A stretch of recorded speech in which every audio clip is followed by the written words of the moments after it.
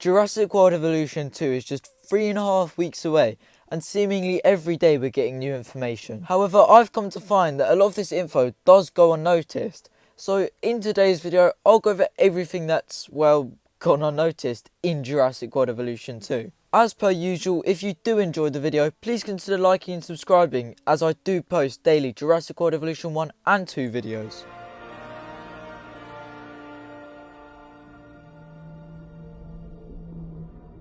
So, first things first, the new confirmed species. These past 2 weeks we've had loads of new creature announcements, with of course the JP San Diego gameplay previews. As we've had so many reveals, I'll put a full list down in the comments, and instead of listing every single creature, I'll go over the more notable ones. If you're a regular viewer of the channel, then you'll know that earlier this week we had the Elasmosaurus and Leopleurodon revealed in an interview that went fairly under the radar. Other than those two reveals, nothing too crazy was mentioned in the interview itself.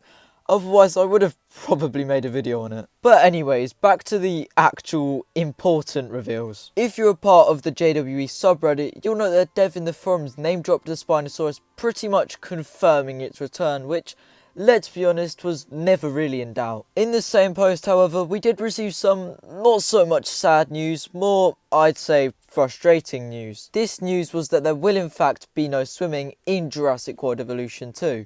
I did make a video on this a while ago, saying not to expect swimming, but definitely keep an eye out for anything of the sorts. Now, before I get attacked for saying there even could be swimming, please bear in mind that we all asked for better terrain tools, and the fact there isn't swimming means we won't be able to make genuine rivers, which is again frustrating. Moving on, I have some pretty great news for anyone who likes decorating, and that is that there will in fact be smaller hitboxes. In Jurassic World Evolution, one of the most irritating things in the game was undoubtedly the hitboxes. In most cases, you couldn't place trees because, I don't know, Frontier didn't want you to, I guess. Thankfully though, while we still have hitboxes in Evolution 2, they are much smaller, and this is actually for a purpose. Going back to the Chaos Fury demo, the decorations tab was actually accessible, and a few YouTubers did actually get to play around with the decor. At first glance it doesn't look too appealing, but after watching 1 or 2 videos it does look to be somewhat bearable. They'll work similarly, if not the exact same as the decorations in Return to Jurassic Park, and I'm surprisingly fine with that. From what we've seen, they look for the most part like something from the Jurassic World era,